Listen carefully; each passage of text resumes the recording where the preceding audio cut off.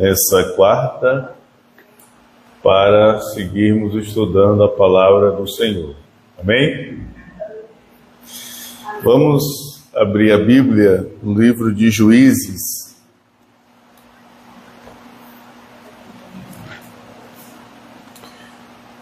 Capítulo 10.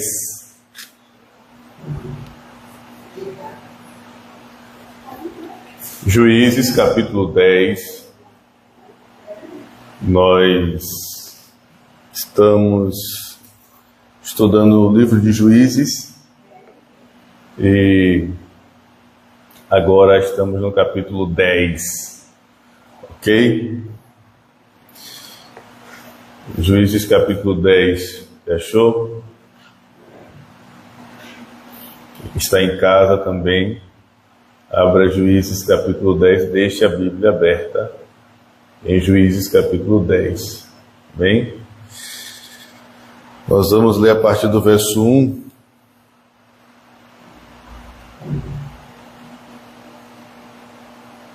até o verso 5. Diz assim: Depois de Abimeleque, um homem de Issacar chamado Tolá, filho de Puá, filho de Dodô, levantou-se para libertar Israel. Ele morava em Samir, nos montes de Efraim, e liderou Israel durante 23 anos. Então morreu e foi sepultado em Samir.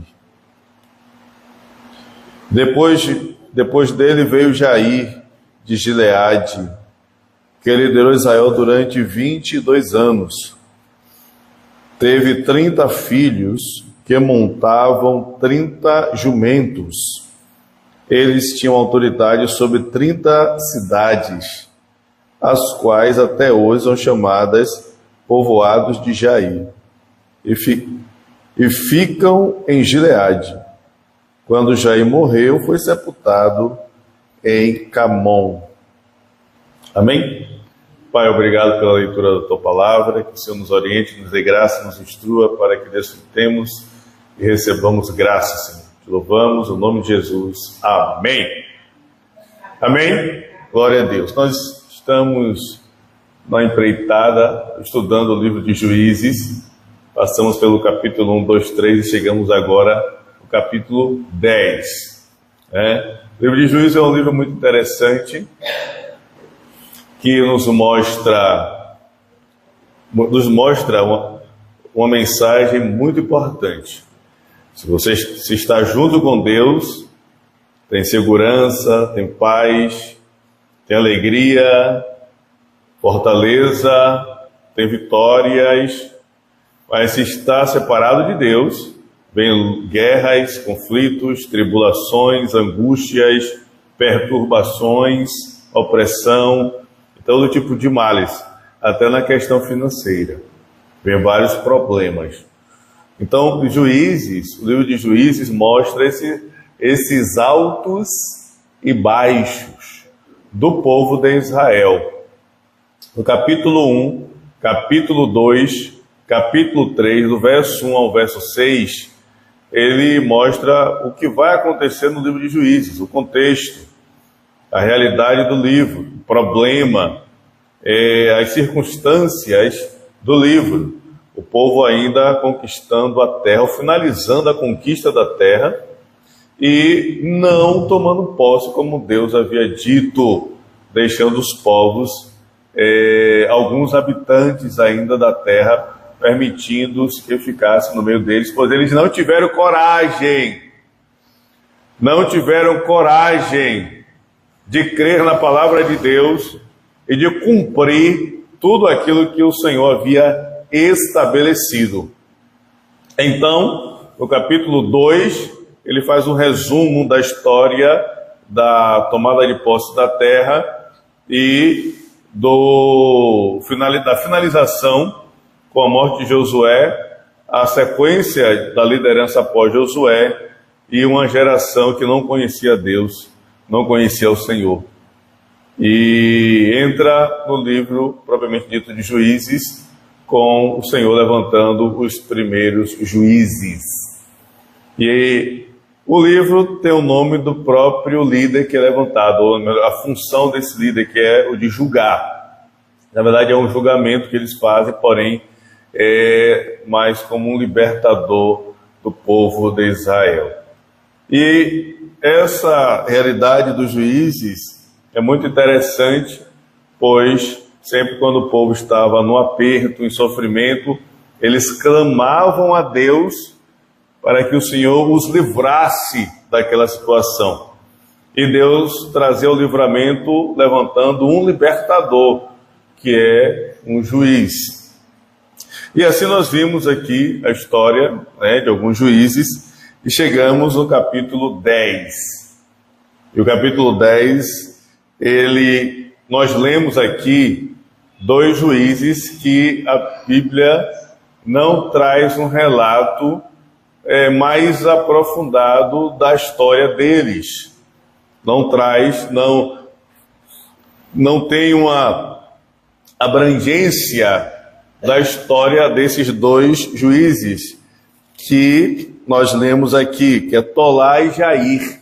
Então faz uma menção curta. Nós não sabemos o porquê.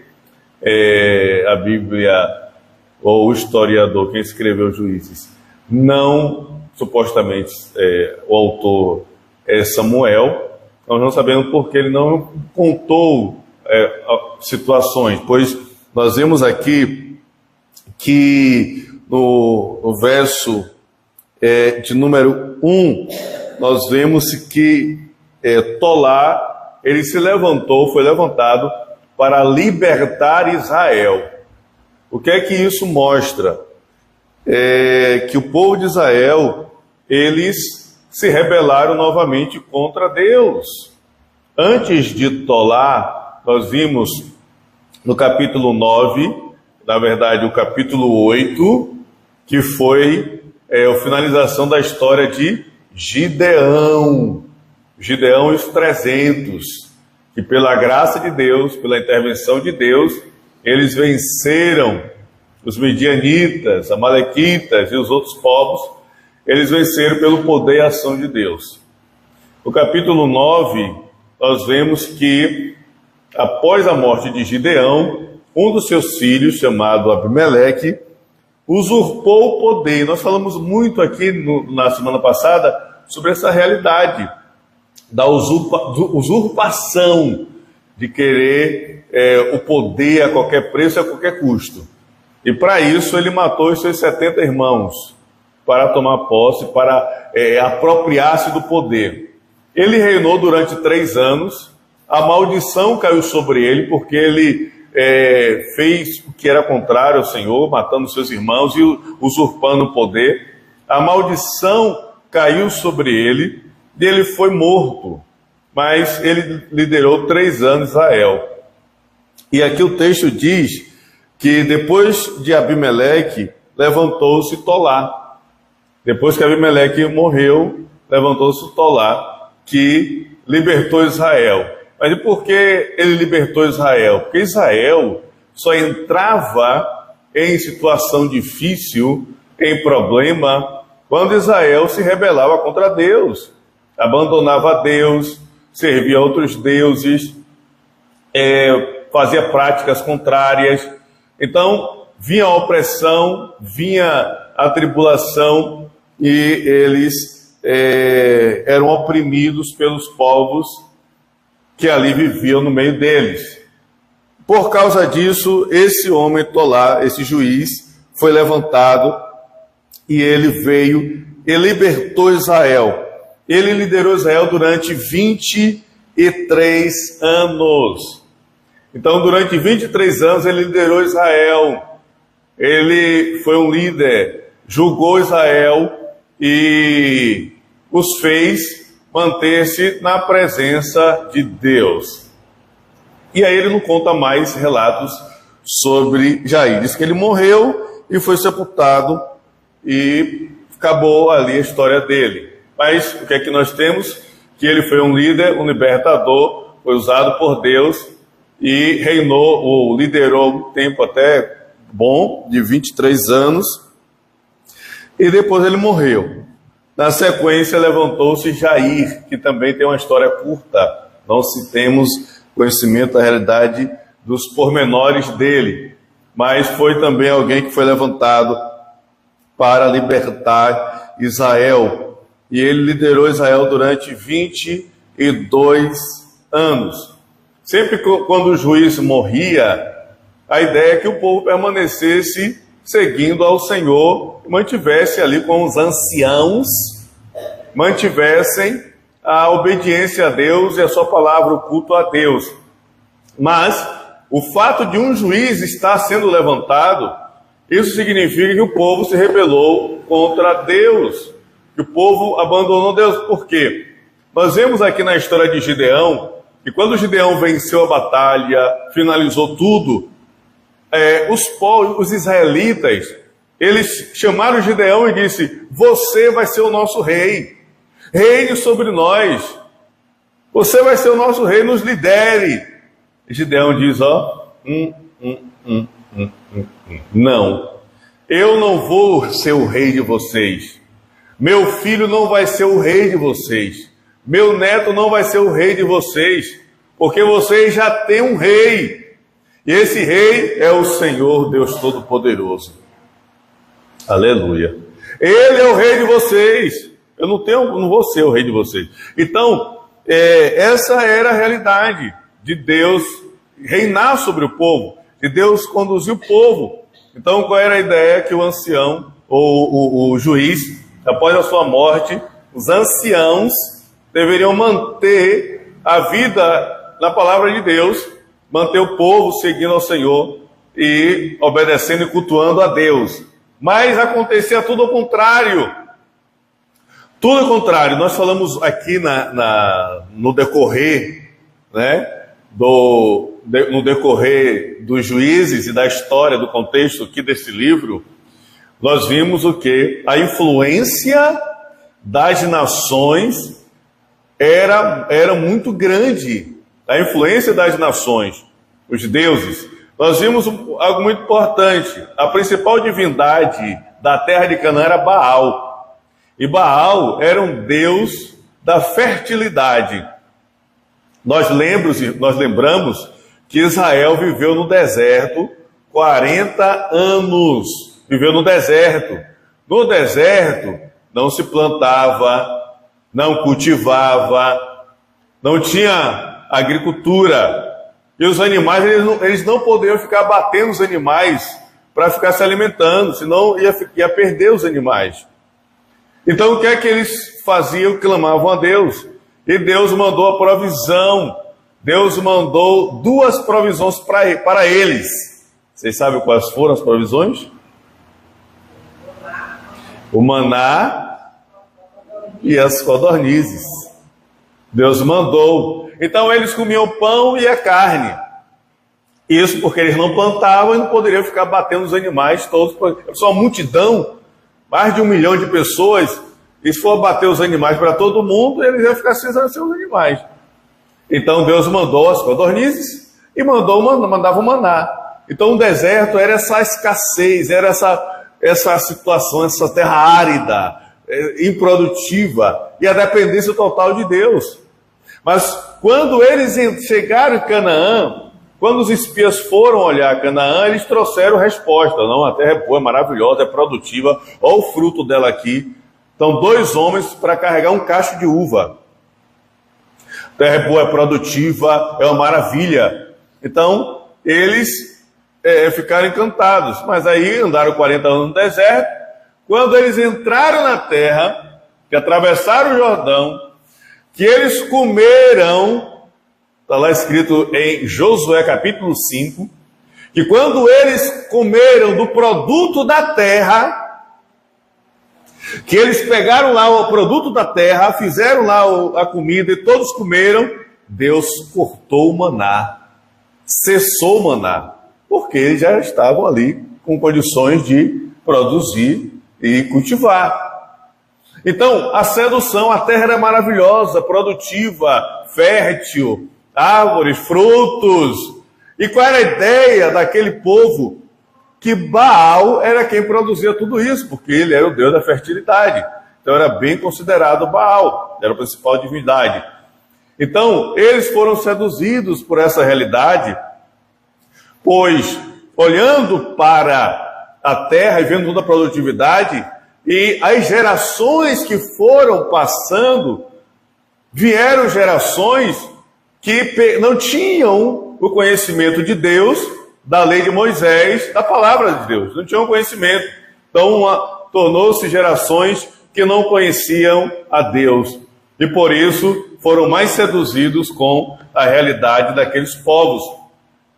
Dessa feita, assim que o juízo morria, você vê que a tendência maior é a inclinação para as coisas contrárias, porque a carne é terrível. Jesus disse em Mateus capítulo 26, versículo 41,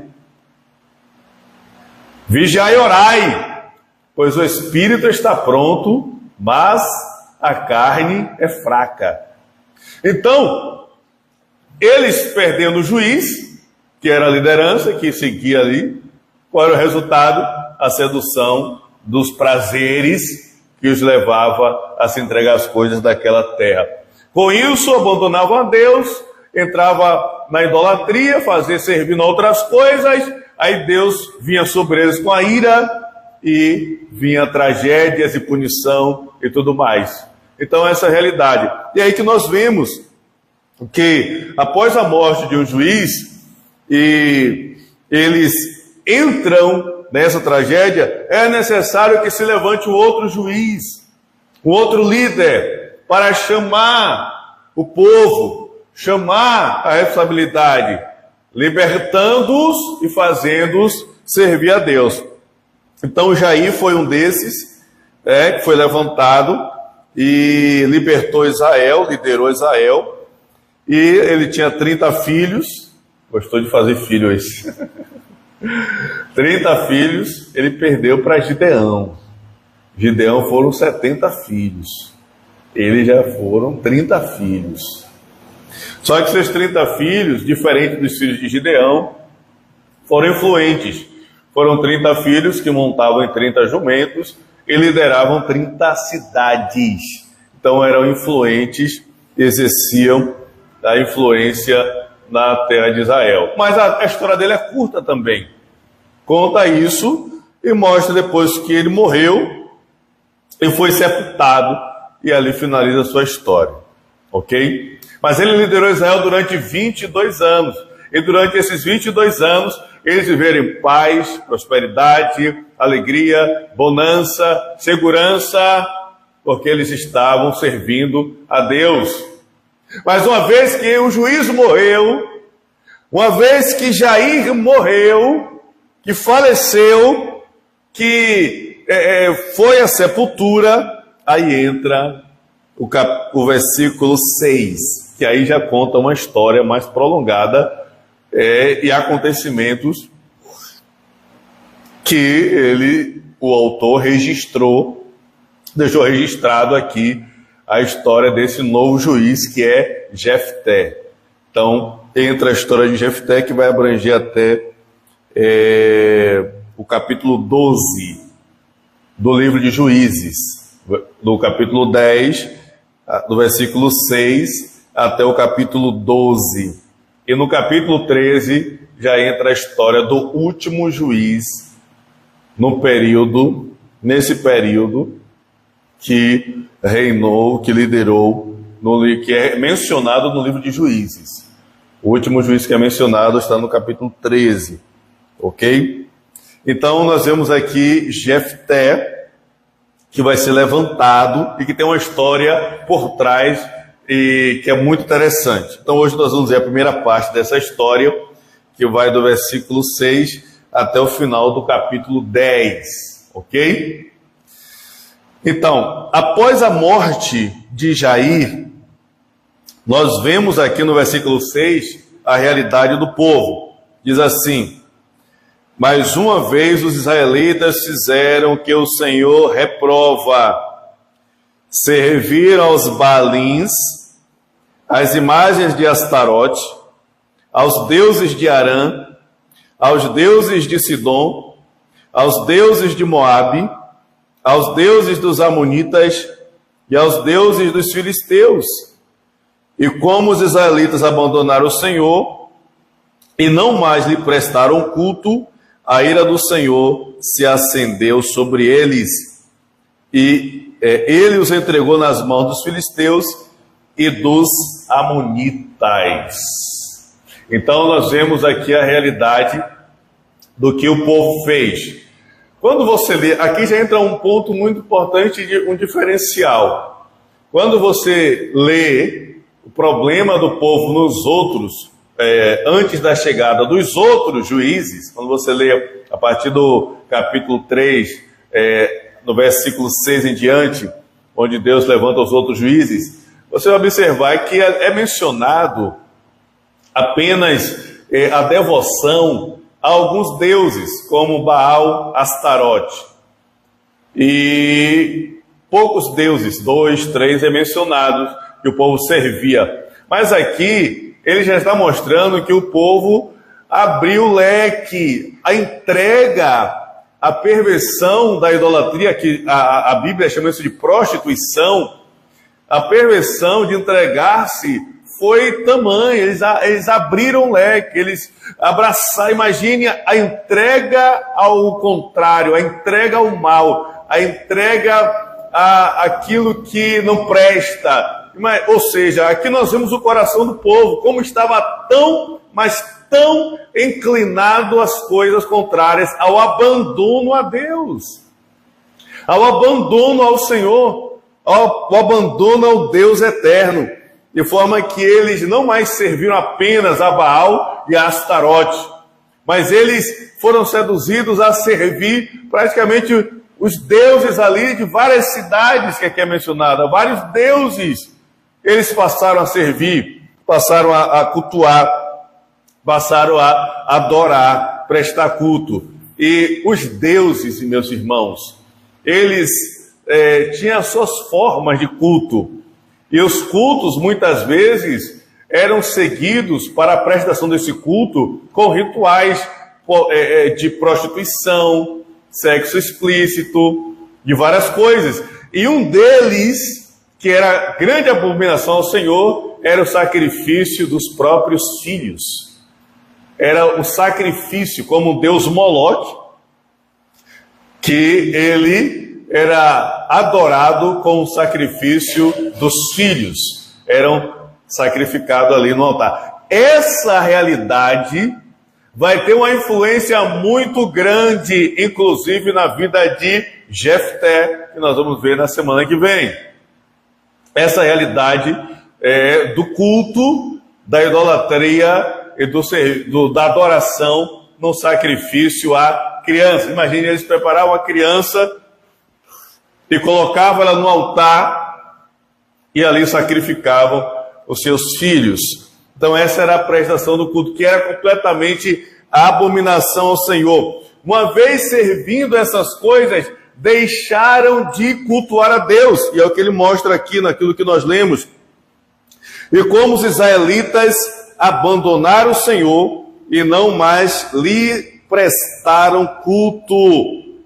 Não mais lhe prestaram culto. O culto, o reconhecimento da divindade de Deus, esse reconhecimento que é o culto, que é a adoração, é algo extraordinário, e que Deus chamou o povo de Israel, através de Abraão, justamente para que esse povo fosse uma referência a todas as outras nações, para que todas as outras nações soubessem que existe só um Deus, único Deus, somente um Deus. Porém, eles quebraram isso, e é claro que uma vez servindo a outros deuses, não vai conseguir servir a Deus, abandonam a Deus, abandonar a Deus. Não tem como servir a dois senhores, não tem como servir a dois deuses, não tem como servir a duas coisas, não tem como. O próprio em Mateus está dizendo, lá em Mateus capítulo 6, não tem como servir a Deus e ao dinheiro, a Deus e a Mamon. Pode agradar um e decepcionar o outro. Não tem como, ou é Deus ou é Mamon, então ou é Deus ou os deuses. Aqui eles se entregaram de uma forma tão grande que abandonaram o culto a Deus, porque realmente não tem como servir a duas coisas. E aqui nós vemos, irmãos, presta atenção nessa lição que aqui nos mostra. Deus é exclusivista. Deus não divide com ninguém. Com ninguém. O nosso coração, a nossa adoração, ela precisa ser única e exclusiva a Deus. O nosso culto, o nosso serviço tem que ser única e exclusivamente para Deus. Não tem como dividir isso com qualquer que seja, qualquer divindade, não tem. É exclusividade de Deus. O próprio Jesus disse, quando Satanás o provocou, Jesus disse: sai, Satanás, pois está escrito, somente ao Senhor teu Deus adorarás, e só a Ele servirás. Glória a Deus. Mas quando a pessoa ela se inclina às coisas contrárias, ela perde a adoração, ela perde o culto, ela perde a entrega, perde a devoção, perde o sacrifício de louvor, perde o sacrifício de adoração, perde completamente a vida espiritual, quando não tem Deus como a prioridade e a primazia. Então, o que é que levou esse povo a se entregar a tantos deuses, vendo Deus agindo na vida deles de forma poderosa e sobrenatural, dando livramento, guardando, protegendo? O que é que levou? A sedução. Não tinha firmeza na palavra. Era um povo fraco. Assim que o juiz morria, eles já voltavam a servir outras coisas. Perdiam. Que é isso? Não tem consistência. Não tem consistência. Infelizmente hoje, muitas pessoas já não têm mais consistência. Já não tem mais a consistência, precisam de alguma motivação, paliativo, precisam de alguma coisa. Quando aquela coisa acaba, tem um fim, aí já não tem mais ânimo para servir a Deus. Não tem mais alegria para servir a Deus. E a sedução das outras coisas acaba roubando o coração. Esse é o problema do livro de Juízes. A sedução da terra era muito grande. As práticas que aqueles povos faziam no seu cotidiano, na prática da entrega de coisas promíscuas, era muito sedutora, porque Israel não fazia isso. A lei de Deus não permitia. Então, uma vez que não há aquela liderança, eles se entregavam. E o que é que dava respaldo para eles fazer essas coisas? Não era Deus. Quem que dava? Os deuses. Os deuses que davam. Os deuses, entre aspas. Mas o certo é que por conta disso levantou-se a ira de Deus. Acendeu-se a ira de Deus sobre este povo. E agora a gente olha um interessante, irmãos. Porque se a gente olha desde o início dos juízes, quando se levanta o primeiro juiz, esse primeiro juiz é levantado, ele liberta Israel. E ele vai liderar Israel durante 40 anos. Aí ele morre. Aí depois levanta outro juiz que também traz um livramento de 40 anos. Ou seja, aqui vão passando gerações. Porque a gente lê a Bíblia e passa capítulo 1, capítulo 2, capítulo 10, capítulo 11. Para a gente foi só um virar de página. Mas para aquela época foram anos. Imagine, a gente leu aqui um pedaço de Tolá e de Jair. Para a gente foram só 3 versículos. Mas para ele foram 22 anos. Para a gente passou aqui 3 versículos, já está em Jair. Passou mais 3 versículos, já foi para Jefté. Só que de Tolá para Jair foram 23 anos. E não conta quanto eles viveram afastados de Deus, não conta, não mostra o registro. Aí depois vem Jair já foram 22 anos, daí já se levantou uma nova geração, um novo povo. E esses novos que levantavam, eles acabaram não experimentando a vida que o sofrimento trouxe quando se afastaram de Deus e tiveram que clamar para Deus intervir na situação. Então eles já não viveram isso para ter essa experiência. Poucos que viveram já eram velhos, idosos, e muitos já nem existiam mais. Então, vivendo esta realidade da vida contra Deus e adorando outras coisas, acendeu a ira de Deus. Acendeu a ira de Deus. E Deus levantou os filisteus e os amonitas, que naquele ano os humilhou e os oprimiu os humilhou e os oprimiu. Durante 18 anos oprimiram todos os israelitas do lado leste do Jordão, em Gileade, terra dos amorreus. Então, naquele ano, levantou-se os filisteus e os amonitas que oprimiram Israel, e não foram apenas um ano. Aí ele mostra, 18 anos. Eles esperaram 18 anos. Eu tenho falado isso aqui, irmãos, e é uma lição para a gente. A gente não precisa esperar no sofrimento. A gente não cometeu um erro, cometeu uma falha, nós somos seres humanos, mas tem gente que insiste no erro e fica no sofrimento.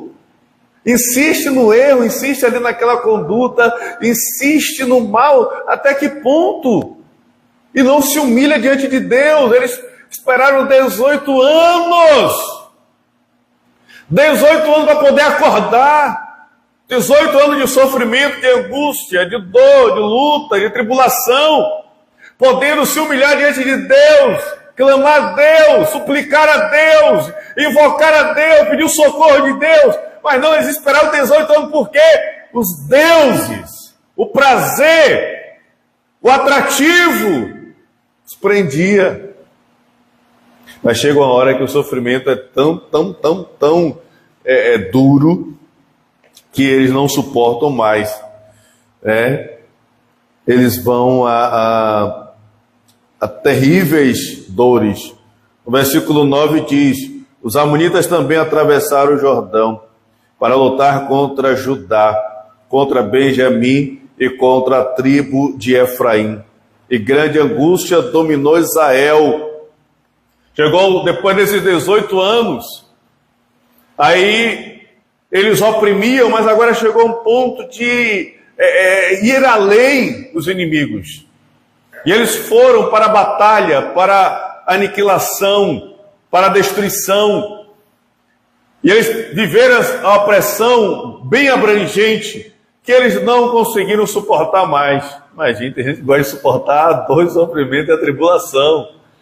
Tem gente que gosta de suportar a tribulação, a angústia e o sofrimento. Aí chegou o ponto que eles não aguentaram mais o sofrimento. Agora a gente vai aprender aqui uma grande lição, que Deus mesmo dá para eles e que isso nos dá um despertamento. Aqui diz que e grande angústia dominou Israel. Versículo 16, versículo 10. Então os israelitas clamaram ao Senhor, dizendo: temos pecado contra ti, pois abandonamos o nosso Deus e prestamos culto aos Baalins.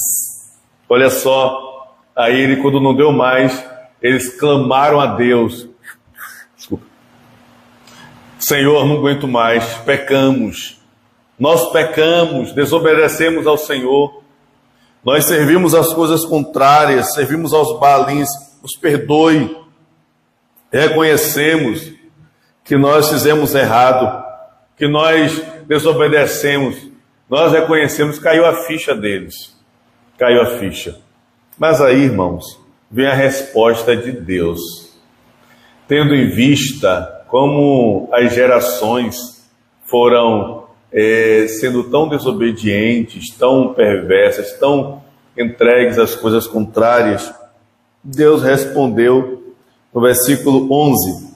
O Senhor respondeu: quando os egípcios, os amorreus, os amonitas, os filisteus, os sidônios, os amalequitas e os moanitas os oprimiram e vocês clamaram a mim, eu os libertei das mãos deles.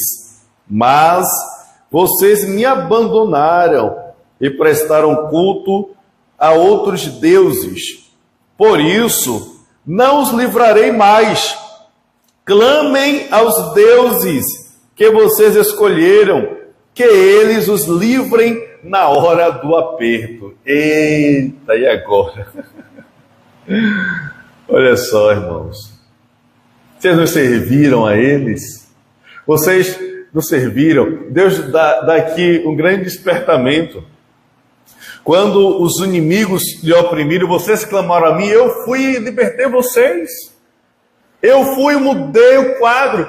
Eu livrei vocês, tirei vocês do sofrimento das amarras. Mas depois vocês se rebelaram, foram servir a outros deuses. Olha que coisa. Olha que situação. Vocês estavam oprimidos, sofrendo, perturbados, em agonia, clamaram a mim. E eu fui intervir na situação, libertei vocês desses males. Mas depois de vocês... Tem gente que é assim. Tem muita gente que é assim. Sabia? Está no sofrimento, tá na angústia, está tribulado, aí vai para a igreja, Senhor, eu entrego tudo a Ti, Senhor, Tu és o meu Deus, e Tu és tudo, me ajuda, muda o quadro, me liberta, vai, Senhor, e tal, e clama de todo o coração. Aí Deus intervém na situação. Deus vai lá e age, abre a porta, opera um milagre, age grandiosamente. Deus vai intervir na situação. Aí a pessoa fica aliviada, está tranquila, estou em paz. Aí volta a servir as outras coisas. Aí volta a servir coisas contrárias. Aí já abandona Deus. Já está tudo em paz, está tudo tranquilo. Aí volta a práticas contrárias ao mundo, as coisas perversas, as coisas contrárias. Eles estavam nesse aspecto. Aí Deus os advertindo, eu libertei vocês, vocês viram, vocês são testemunhas. E aí vocês, está tudo em paz, vocês foram e voltaram a servir os deuses. E agora por que você não vai clamar esses deuses que vocês serviram, estavam servindo? Clame a eles, não vou livrar vocês mais não. Clame a eles, suplique a eles. Ore a eles, chame a eles, os deuses que vocês serviram. Imagine quantos, nós vimos aqui, a partir do versículo 6, quantos deuses eles serviram, né? Nós vimos aqui os Baalins, Astarote, o deus de Arã, Sidônio, deus de Moabe, deus Amonita, deus Filisteu. 7 deuses. Esses 7 deuses são tão fracos assim que não pode livrar vocês? Esses 7 deuses são tão inoperantes que eles não podem atender vocês e intervir na situação?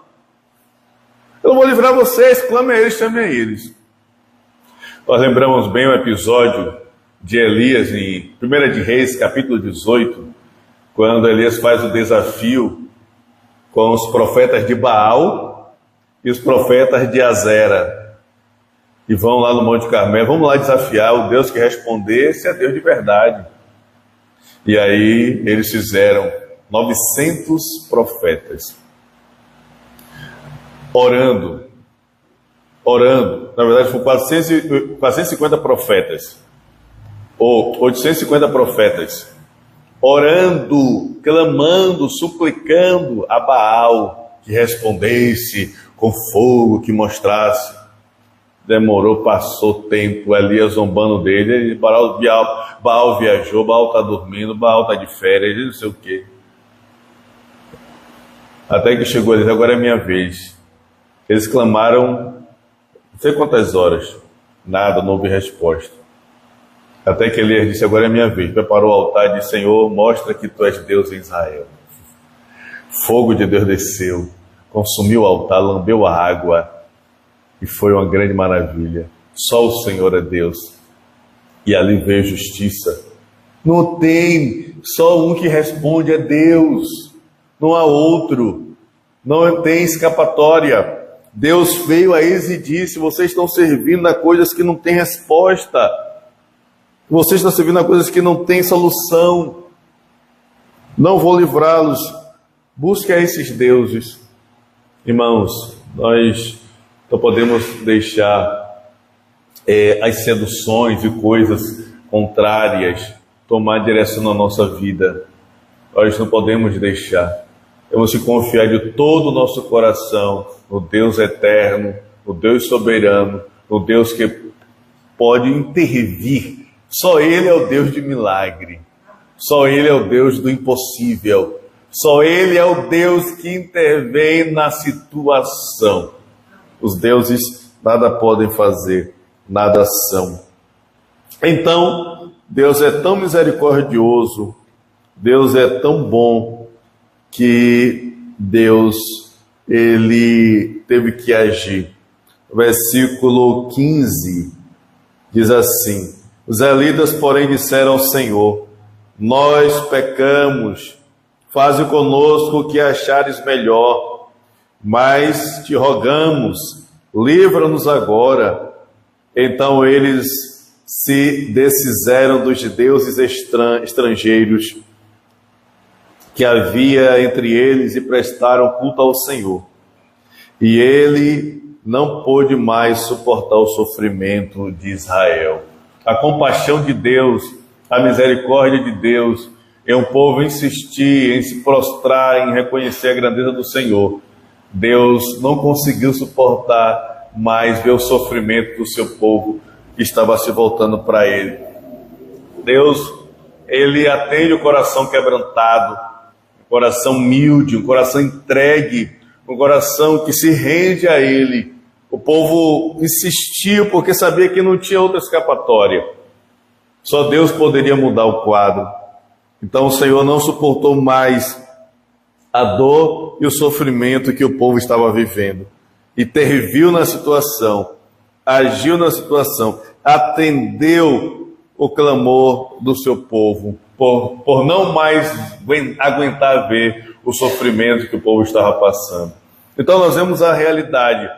E aí finalizamos aqui, verso 17,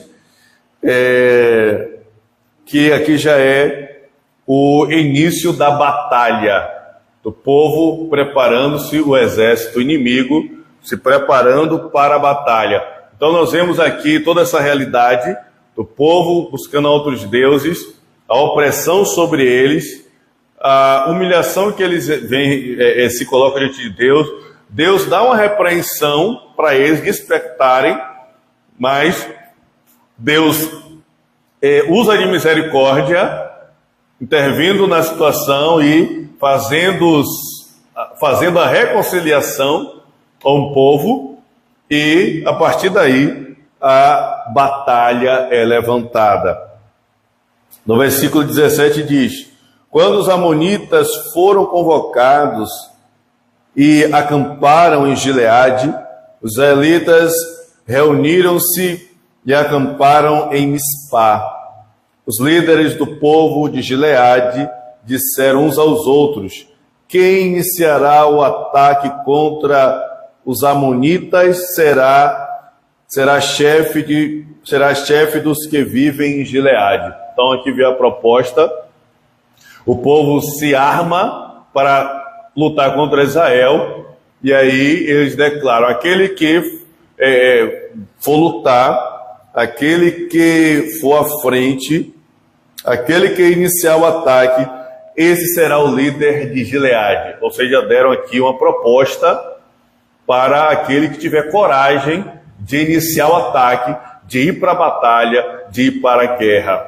E aí que vai entrar essa misericórdia de Deus, como o Senhor não suportou o sofrimento do povo, diz, eu não aguento mais ver o povo sofrer, eu vou ajudá-lo. Aí entra a questão da batalha, e aí Deus mostra a sua intervenção, que vai se levantando um homem. E esse homem é Jefté. Ok? E aí vamos ver na próxima semana, que vai ser o capítulo 11, a história de Jefté, o início da história dele. É uma história até de superação, desafiadora,